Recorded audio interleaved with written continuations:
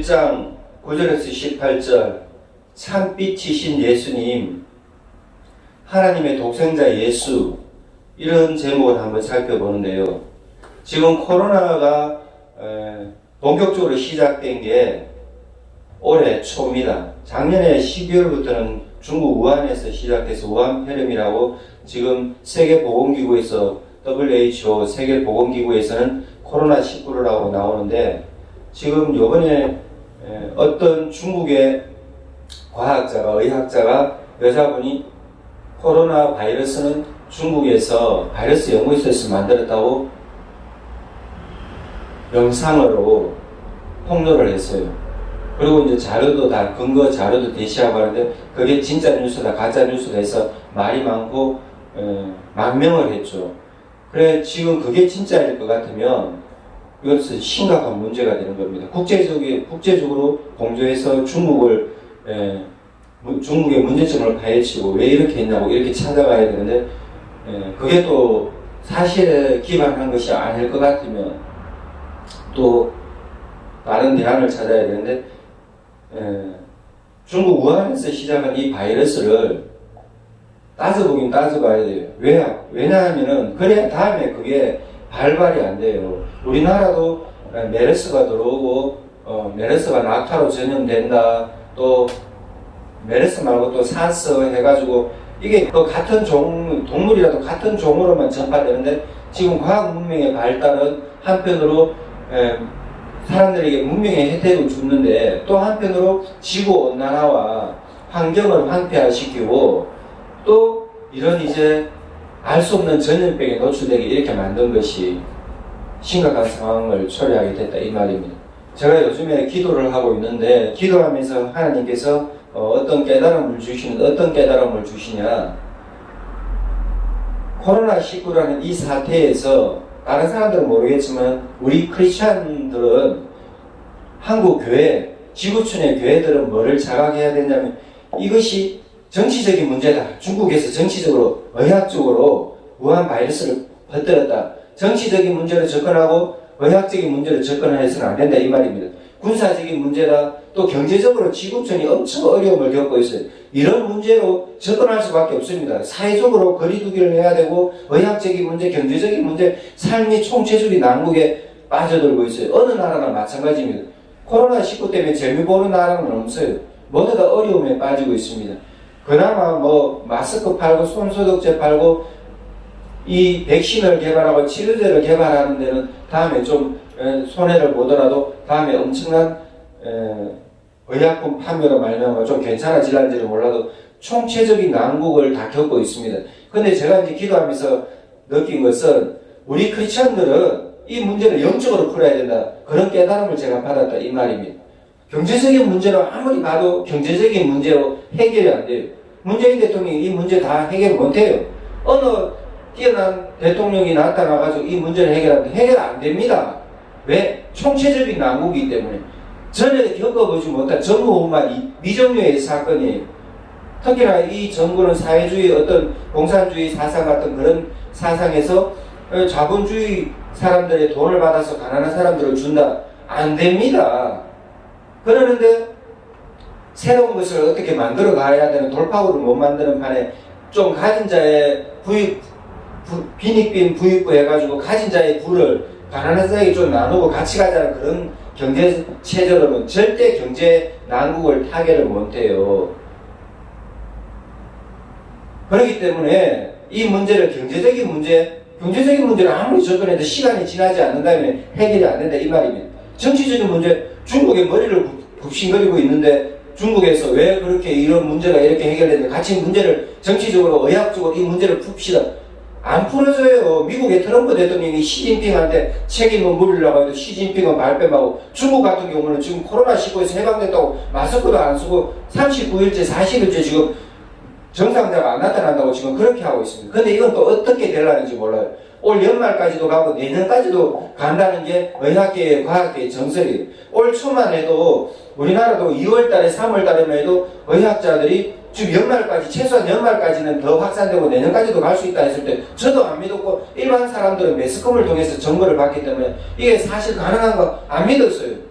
근데 이게 이제 코로나19 때문에 정치적으로, 경제적으로, 군사적으로 총체적인 난국에 빠져들고 있습니다. 북한의 김정은은요, 중국에 넘어갔다 못 돌아오게 사살해버려요. 그거 나가려고도 안 합니다. 탈북자들도 지금 뭐 10명도 안 나타나요.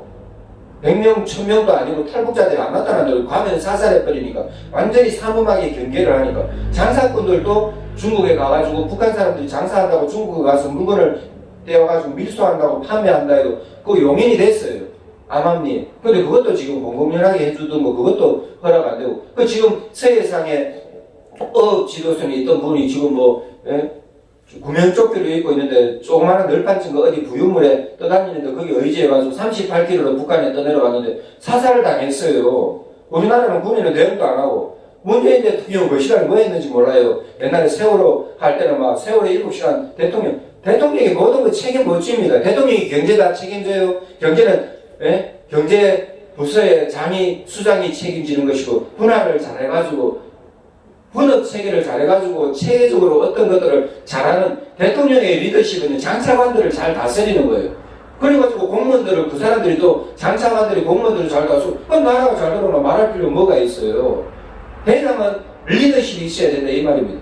대장이 리더십을 똑바로 못 가지고 깃발 들면요 알프스 산맥 쉴 끊으면 여기가 아닌가 보네 돌아가면서 추위에 굶주림에 배고픔에 상대방하고 싸우기도 전에 다 죽어버려. 지도자는 정말 최선의 판단을 하고 최선의 선택을 하고 온갖 밑에 보고에 들어올 때 판단, 정책 이런 것들을 잘해야 되는데 밑에 참모들이 멋진 사람들이 있어야 보고를 잘하고 위에서 보고를 잘하고 지금은 이거는 지구촌의 문제이기 때문에 어느 하나를 잘한다? 지금 택도 없어요. 지금 2020년에 이게 지금 대한민국이 지구촌이 난리가 난 게 코로나 바이러스라는 이 문제에 또 내년까지 간다면 지금 오늘 또 대한민국 교회는 50명 이상 예배를 못 드립니다. 화상 예배를 드릴 수 있어요. 영상 예배는 비대면으로 대면해가지고는 코로나19가 전파되기 때문에 50명 이상 하지 말라고 그러니까 각 교회마다 큰 교회도 지금 유튜브로 라이브로 실시간 방송을 하고 있고 그 접속을 하니 많이 하는데 우리는 뭐를 알아야 되냐 하나님 앞에 우리가 섰을 때 이 코로나19를 대하는 자세는 영적인 문제다 이렇게 접근해야 돼요. 물론 정치적인 문제, 경제적인 문제, 군사적인 문제, 의학적인 문제, 우리 삶의 어떤 부분에서 떼놓고 생각할 수는 없습니다. 그런데 우리는 본질적으로 접근할 때, 이것은 하나님 앞에 우리가 자숙의 시간을 가져야 되겠구나. 겸손의 시간으로 살아가야 되겠구나. 경건의 시간으로 살아가야 되겠구나. 이렇게 해야 된다, 이 말입니다. 한국교회 예배를 탄압하니, 예배를 왜 탄압해요, 정부에서? 코로나19가 교회에서도 확산이 되니까 정부에서는 방역 체계를 하는 것이고 정부도 사실은 방역을 넘어서 교회를 좀 탄압하려는 것 사랑제일교회 정광훈 목사님 타겟이 되어 있잖아요. 이 정부에 완전히 반대하는 7가지 기치를 걸고 원전을 왜 했냐 왜 사회주의로 가냐 하면서 7가지를 하니까 정광훈 목사님이 탄압을 받는 거예요. 일부분 탄압은 있어요. 정광훈 목사님 책임도 사랑제일교회 책임도 일부분 있을지는 몰라도 근데 이게 종교 탄압으로 안 비치게 정부도 해야 될 것이고 방역의 문제를 철저하게 해야 될 것이고 사랑제일교회도 그렇게 대처해야 될 것입니다. 근데 지금 세금 폭탄 46억 해가지고 세금 폭탄을 때리면 교회 문 닫으란 말이에요. 그러니까 우리는 이거를 정치적인 문제도 내려놓고 의학적인 문제로 접근을 해야 되고 방역의 문제로 또 이게 교회에서는 영적인 문제로 접근을 해야 돼요. 한국 교회도 이 마당에 정광훈 목사님 뭐가 정광훈 목사님이 이단이에요. 이때까지 이단이 아니었는데 코로나19 때문에 이단이라고 웃기는 소리를 하고 있더라고. 한국 교회도 제가 봤을 때는 개척교회 전도사밖에 안 되고 우리 언약의 교회 여기 군유소 울산을 하면서 교계 뉴스를 7년간 전하고 있는데 한국 교회는 정확한 지도자가 없어요. 절대적인 어떤 교황처럼 절대적인 신임받는 리더가 없다 이 말입니다. 그럴 수밖에 없어요. 교단이 다 장로교, 감리교 교단이 다 다르기 때문에. 근데 우리는 이 마당에 누구를 몰아가지고 이단시하고 적대시하고 이러는 방법은 2차적인 방법, 3차적인 방법. 요번에 정광훈 목사님 이단 시비 걸어가지고 이단으로 하려고 해도 못했어요. 왜 못했냐? 3박 4일 총회를 하는데 총회를 4시간 만에 하는데 안건이 상정이 되지도 않는 판에 안건 어떻게 처리해? 지금은 긴급한 상황이고 정말 긴급한 상황이기 때문에 한국교회가 똘똘 뭉쳐서 방역의 문제도 해결 못하는 판에 누구를 판단하고 자기 문제도 해결 못하는 사람들이 저는 이런 부분들이 너무나 안타깝더라고.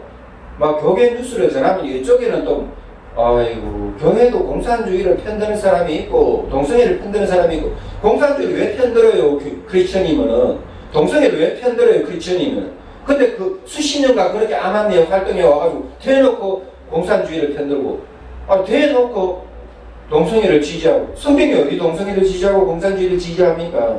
성경은 사실 민주주의도 아니에요. 성경은 신본주의예요. 오늘 여기 성경 본문에 예수님이 참빛이라고 말씀하셨습니다.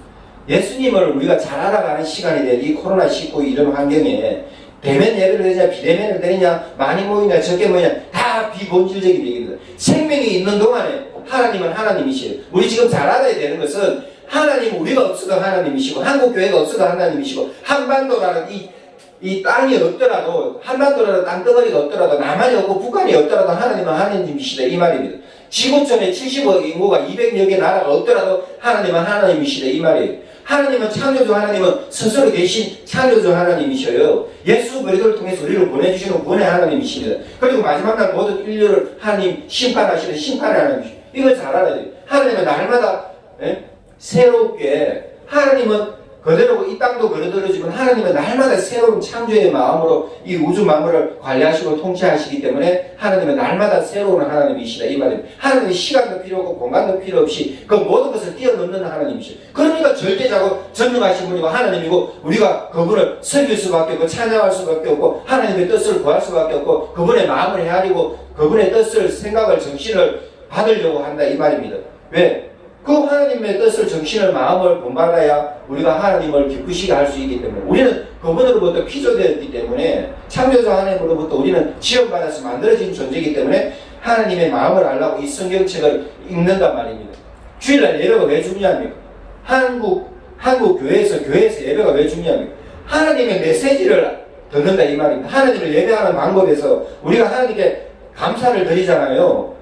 헌금으로 감사하고 몸으로 헌신한다고 나와서 감사하고 우리 마음으로 감사하고 우리 영으로 감사할 때 찬양으로 감사하고 대표 기도로 합심 기도로 감사하고 그리고 우리가 하나님 앞에 하나님께 우리가 드리면 하나님 우리에게 주셔요. 우리가 하나님하고 교제할 때에 사랑하는 사람이 눈빛으로 서로 마주보면서 대화를 하고 같이 식사를 하고 좋은 데를 가고 같이 사랑을 나누고 이렇게 하듯이 하나님하고 우리가 사랑하는 방법에 있어서 하나님을 우리가 존경하는 방법에 경외하는 방법에 있어서 예배다 이 말입니다. 그래서 예배가 중요한 거예요. 하나님과 만나는 어떤 방법에서 공적인 방법, 개인적인 바이블 스터디, 개인 기도, 소모임으로 구역 모임으로 또 소모임으로 예배드리고 교제하고 찬양하고 주님 안에서 나누는 것 이것이 왜 중요하냐? 그 가운데 두세 사람 이름을 모인 곳에 하나님이 계신다니까 예수님이 두세 사람 이름으로 내 이름으로 모이면은 기도하면 들어주신다고 하니까 그런 것이 소중하다 이 말입니다.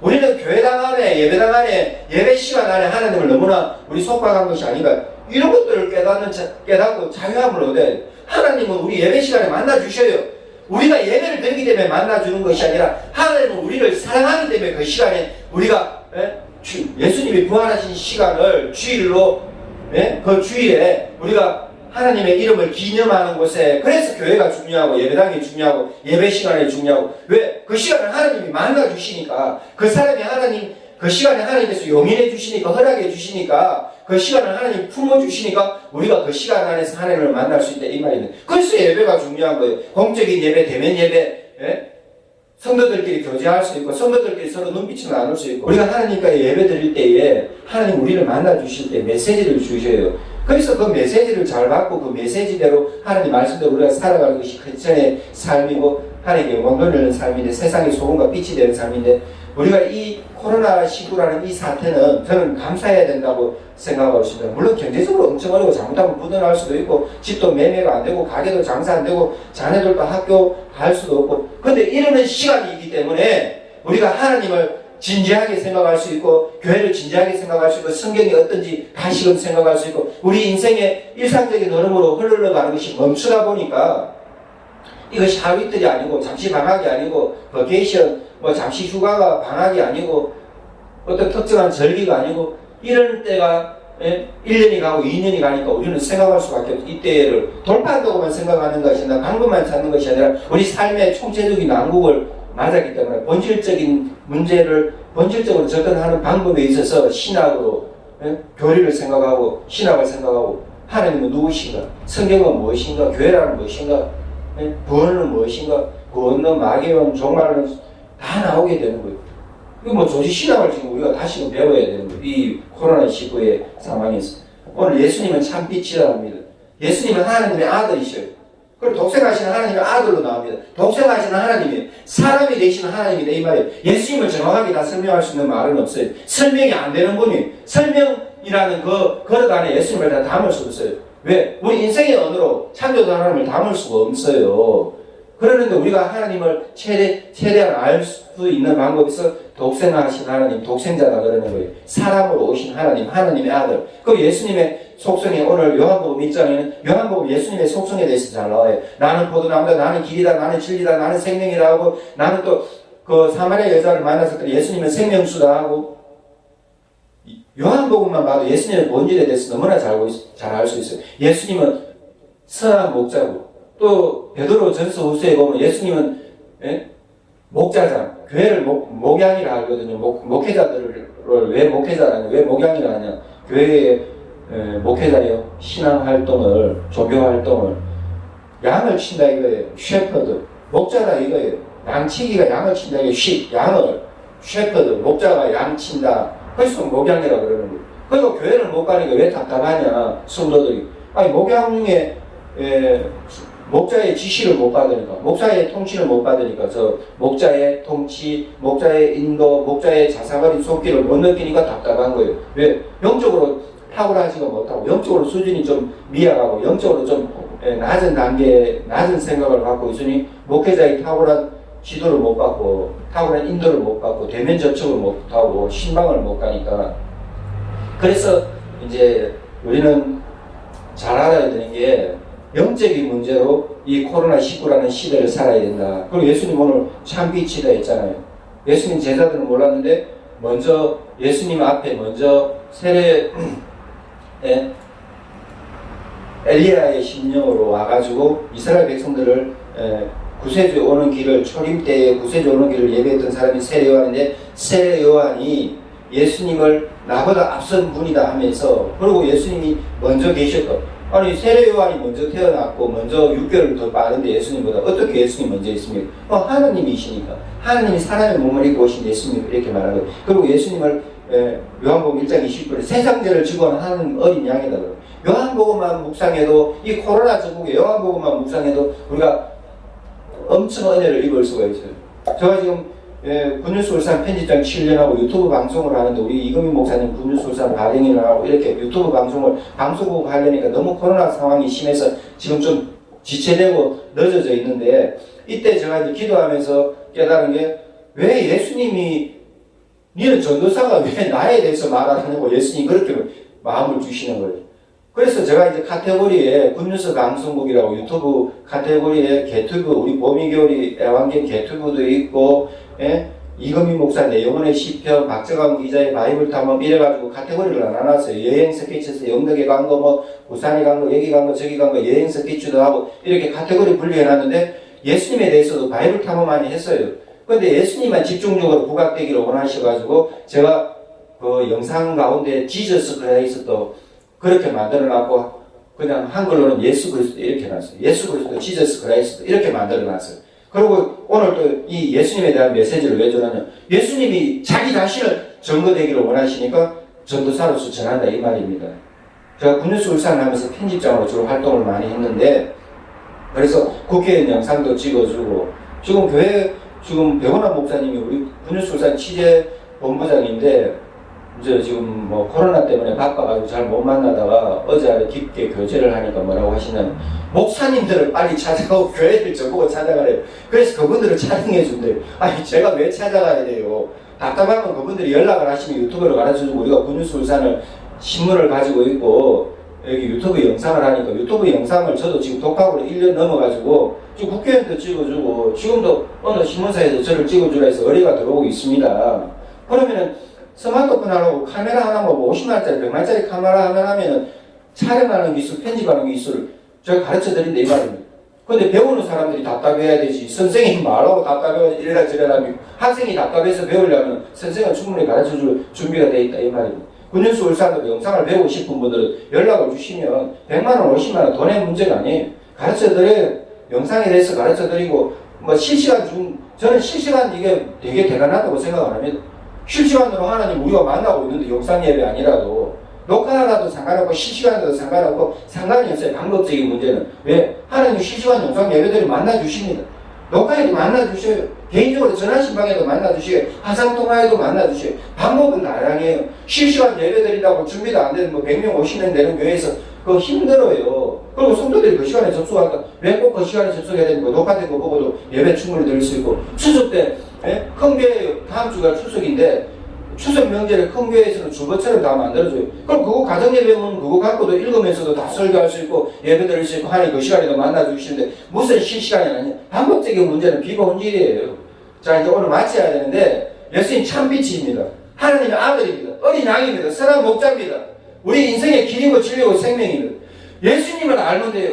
예수님을 깊이 아는 시간 돼야 돼요. 교회 가나를 못 가는 2차적인 문제라니까요. 집에서도 교회 못 가는 시간에 집에서라도 실시간으로 접속해서 예배 드리세요. 녹화 방송으로도 예배 드리세요. 바이블 탐험을 깊게 해야 된다니까 이 마당에. 왜? 경제적인 어려움이 금방 돌파 안 되고 만나는 게 금방 돌파 안 되고 여행 다니는 게 금방 돌파 안 되고 학교 우리 인생에 어떤 추구하는 일상적인 것에서 모든 것이 주춤하고 머뭇거려지고 힘들어지는 그런 상태에 정체되는 그런 상태에 고속도로 뭐 명절에 가는데 엄청 3박 4일 동안 명절에 엄청 막히잖아요. 3박 4일 4박 5일에. 근데 누가 빨리 갈라요? 비행기 아니라면 빨리 못 가는데. 그것처럼 지금 우리 정체되는 이때에 슬로우 우리 퀵퀵퀵으로 봤어요. 대한민국이. 퀵퀵퀵으로 경제개발, 산업개발 막 이렇게 해왔는데 지금 우리 차분하게 슬로우 이렇게 가야 되는데 강약약 중강약도 아니에요. 무조건 슬로우 느리게 이렇게 가면서 하나님에 대해서 생각하고 교회에 대해서 다시금 생각하고 하나님 말씀을 우리가 배우면서 새롭게 생각하고 성령님을 깊이 체험하고 성령 안에서 성령님과 우리가 깊이 교제하고 예수님을 알게 되고 하나님을 알아가고 다시금 교회 갈 때는 정말 전염병이 없어졌을 때는 진짜 공중 예배를 잘 드리겠다. 정성을 하나님 앞에 헌물을 더 드리겠다. 내 찬양을 더 정성으로 드리겠다. 또 기도를 더 하나님 앞에 정성으로 드리겠다. 공적인 예배만 아니라 아침에 출퇴근하는 시간에도 교회 가서 1분이라도 나라를 민족을 위해서 기도하겠다. 그런 마음으로 가지면 코로나는 얼마나 우리에게 큰 교훈을 주는 그런 이제 전염병이 되잖아요. 우리는 이집트 사람들, 애국 사람들처럼 10가지 재앙받는 그런 재앙의 때가 아니잖아요. 마지막 때 하나님께서 이 코로나 전국에 사람들이 하나님을 믿으라고 지금도 전도의 때예요. 때를 얻었든지 못 얻든지 전도하라는 거. 지금 이때 사람들이 다 절망해 있고 이때 더 좌절하고 이때 더 마음 아파하고 이때 더 괴로워하기 때문에 이때 우리가 정신을 빨리 차려가지고 이때에 상황 판단을 잘해가지고 영상으로도 그 사람들 만나고 톡으로도 만나고 문자로도 만나고 마스크 쓰고 철저하게 반역 가운데 만나기도 하고 이렇게 더 전도해야 됩니다.